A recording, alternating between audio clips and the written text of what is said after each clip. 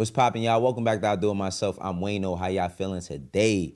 If you like what it is that we do over here, make sure that you hit that sub button, hit them likes, and run up that hype. Like I said before, y'all have been going crazy with the channel, the likes, the hype, the subs. I appreciate each and every one of y'all, and it's helping me elevate every day, and I'm going to keep working, you know what I'm saying? And I'm happy that y'all enjoy the content. Today, we're talking about Gucci Mane. Gucci Mane dropped this new book called Episodes, The Diary of a Recovering Madman. It has a bunch of different faces of him because you know Gucci, he got a bunch of different faces, and he talked a lot about a lot of stuff. I'm actually gonna purchase the book this week, but he was on the Breakfast Club and he talked about a lot of stuff. But before we get to that, if you was Gucci then, names though, them niggas ain't really worth it. Okay. You know what I'm saying? Cause they ain't these big niggas. They ain't big as Jeezy. You know, Jeezy like the biggest name nigga that I'm beefing with. Right. So I gotta go with him cause he got the opportunity to get his shit, you know what I'm saying, out there. So I have to go with him. It's not a choice. All right, I'm down. So that situation that we were just talking about with the charges and so forth, do you feel like it was a setup because cats came like after you, like they was coming to get you? Yeah, I think it was a setup. Do you have any indications on who it might be? Have you heard anything on the streets? Just whatever you feel in your own heart? Well, you know what I'm saying, like I say, ain't too many people got the motive to do some shit like that. I just like a detective, learn, you know what I'm saying, look at the motive, who has motive to do it. And this fuck nigga, the only nigga has motive. Jeezy. Yeah. Okay. Straight up. So it's real serious then when we talking about like actually trying to like set somebody to take someone's lives. It's on a whole nother level. It's past just the wax. It's like I guess it's scared of competition. You know what I'm saying? I'm independent. He major. What the hell you beefing with me for? you got to be Gucci now, and look how much he's grown. And the only problem that I have right now with the culture is that it's not saluted as much as everything else. See, Gucci has always been saluted for all of the stuff that he had done back in the day. When he explains his story, he was on drugs, he was having mental issues, right? People laughed and they joked and they cheered for that. But now that he's on this other, path, I'm not going to say that the energy isn't completely the same, but it's different. And I'm saying it's different. I think that, a man that's working on himself or finding ways to work on himself, and he hasn't just started, he's been doing this for some years now, specifically since the last prison bid he did, that's more commendable than anything. But he was on the Breakfast Club. He was asked a few things. We'll go through them. And one in particular is how he's dealt with his own mental issues and episodes. When you break down in the book that September 13th episode, right? Yeah. And you said you don't even remember a lot of the things that you said. Did you have to go back and say, you know what, let me fix some of those situations? Yes. And who did you call first to say, let me fix that? Because we were on air that morning. Yeah. And we just remember, it's like, damn, Gucci just going crazy on everybody. And the sad... Oh, you were tweeting? Yeah. I was super embarrassed and hurt by the things I said because, like, I wasn't well then, right? So then I got locked up. So a lot of those people who I was saying stuff to, they were like, they ain't never gonna mess with me no more. Mm-hmm. So even when I got out 3 years later, I still was like, I apologize to Ross, Drake, Nicki, like all them people accepted my apology. They just don't know. It's like a weight off my shoulders because I had been like, because I was wrong. Like Ross hadn't did nothing but help me. You know what I'm saying? Mm-hmm. And I said something about him. Birdman did all this stuff for me. Why would I say something about him? So I felt bad. You know what I'm saying? I felt terribly bad. And it was just me. It was like, it was super heavy on me. You know what I'm saying? So I apologize to everybody. Everybody that would accept my apology, I apologize to. Everybody who would accept my call, I apologize to. You just think anybody who I was dissing, I apologize to. That was commendable, right? But what's crazy is like, he said like the people that he's apologized to, the people that he's done wrong and how they treated him coming back, and even spoke about Thug, you know what I mean? And when he seen what Thug was going through, because he said that he had been there. Now, he also was asked about Jeezy and the Verzuz.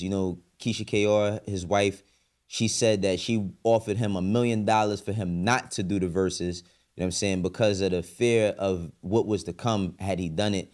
And, Gucci, also said that, in hindsight, he respected Jeezy, right? Like, he respected Jeezy for how he handled things when the situation got a little bit tense. But here's Jeezy, I keep saying Jeezy, here's Gucci telling a story about when he seen Jeezy on the plane. Throughout the years, or? Man, it was funny because we seen each other on the airplane, right? And he was sitting in my seat. Oh, God. It's the craziest junk ever. I ain't never told the story, right? He's sitting in my seat, right? So I'm like, damn, I don't even want to talk to him, but I got to tell this dude, get out my seat. So it's like, I'm like, hey, man, you in my seat, you got to get out my seat. But he see who it is. He like, well, I'm sitting in the same seat. Can you sit in mine? I'm like, nah, I can't sit in your seat. You just got to get up. That was the conversation we had prior. Damn. If this would have been anybody else, you probably would have been like, go ahead, sit in the seat. You got to get up. You got to get up. And he don't want to get up. I can't, cause my pride won't let me say that you in my seat and I just, okay, I'm gonna sit over here. Yeah. Nah, dog, get up. When was that? But What his year was pride that? won't allow him to be like, man, Gucci man told me to get up and You're I right. Oh, he got up and moved. He got up and moved. Yo, that's funny because I remember. That make this story even crazier because, you know, at one point in time, there was an assassination attempt on Gucci's life and somebody else lost their life. A dude named Pookie Loke, who was Jeezy's man or something. You know, Gucci used that opportunity at Verzuz to antagonize him and talk about Pookie Loke and say, you know, negative things regarding him. Damn. Damn. Broke the internet. I tell you what. Put that nigga ass in the dirt. I tell you what. Smoking on Pookie Loke tonight. I tell you what. I tell you what. This how we gonna do this. Send some more, I'ma send them the same way. In a box back to you. Are you doing too Free much kill. talking? Free Come on, kill. man. Right. Why would you jeopardize everything you got going? And when they was able to, you know, kind of fix that, when they was able to fix that, they was able to finish the whole verses. We're gonna go more into the story because you know, Gucci is also asked about more things about mental health. You know what I'm saying? More things about mental health and how he feels when he sees other people go through it. When you see artists doing that now, do you know exactly what they going through? Yes. I do. We be like, such going through an episode. I can see it because I'd have been through it. And I'm be like, I be feeling sorry for him, you know what I'm saying? But because I see the media, they just go with it. Like this person like mad or they being, you know, like mean or whatever, but they be like going through something really mental. It be some mental health stuff going on. Do you reach out to any of those artists? I'm trying to think. Did I reach out? No, I don't do a lot of reaching out because some of them like, I feel like they wouldn't be accepting of it. You know what I'm saying? But Because you know you wouldn't be accepted at that time. You don't. yeah, at that point you can't really talk to them like that. But like my wife say, I wish I could talk to the people that know them to tell them how to help them. Right. You know what I'm saying? Mm-hmm. Yeah. I tried to reach out to Kim when Kanye was going through an episode. It bothered me so much, but I don't know her, and I didn't want to feel like a groupie. Yeah. So I tried to send messages to people. I never succeeded, but this was during their marriage. I'm like, damn, I want to talk to her so bad. Like, I can help you, but I never was successful. And the reason why that's important, is because the Breakfast Club caught some strays, and so did Keisha Kaur, Gucci's wife, right? And this makes no sense to me, right? Like, because even, you know, during this interview, like Gucci said, he apologized to Drake, he apologized to Nicki, you know what I'm saying? He apologized to Birdman and Ross and all these other people because of the episodes he was having on social media. And Nicki Minaj, and if you fluent, like I said, like before, I'm gonna say it again. If you fluent in barbology, break this down to me because I can't understand nor legitimize why she's going off like this. She comes out and says, Gucci wife has been trying to be me for years, been dying for the spotlight for years. She's there to keep Gucci sedated. Gucci hates Deborah Anthony. Deborah Anthony is Waka Flocka's mom. Says, they don't want Deb around me. She's around me now. I was like, yo, what the fuck? Yo, what? Like, keeps Gucci sedated? So never mind the work that we've been seeing this man put in, right? Because this is not like, I'm not gonna say that this is necessarily new because when I was on Everyday Struggle and Gucci came up there, he spoke very clear-minded and he spoke very like, you know, sober and talked about his journey, his fitness journey, all of the things he wanted to change about himself when he was in prison. But the Breakfast Club, you know, catches some more strays. Nicki Minaj says, Charlamagne the fraud, Jay-Z friend and business associate using iHeartRadio for these disgusting ploys against innocent families. What the fuck is she talking about, y'all? She also says he was around Wendy before her life went to hell. The buck stops here, baby. Bookmark this tweet. Y'all really do not understand who I really am. Bring it. Let's play. Y'all want attention? Let's do it. LAPD. Where's the evidence of my home being swatted with a Tyler inside for 4 days? 4 times, guns drawn. Republic Records, stand up for me any fucking day now. it brings me back to what Gucci is saying. He was having episodes. Episodes. The diary of a recovering madman. You sitting over there. Can you tell me what the fuck Nicki Minaj be talking about? Or how about you? You over there, yeah, like, do you know what the fuck Nicki Minaj be talking about? Because I'm really trying to understand where is she coming from with this. But it doesn't stop there. She also goes on to say, sorry to all the aspiring artists / young superstars in the making.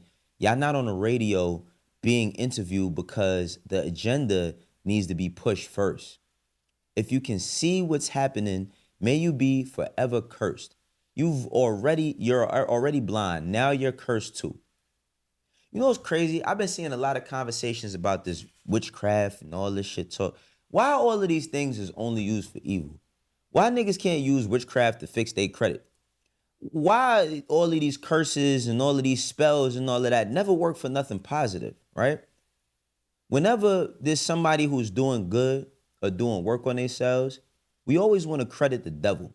It's always the devil when it's the black man. When it's the white man, oh, they just work harder than us. They're more disciplined than us. They got more going on for themselves. They don't harm each other. It's all of that. But when it's us working on each other or working on ourselves, getting better, you know what I mean? Working on our mental health, working on our physical attributes, you know what I mean? Our financial attributes, working on breaking generational curses.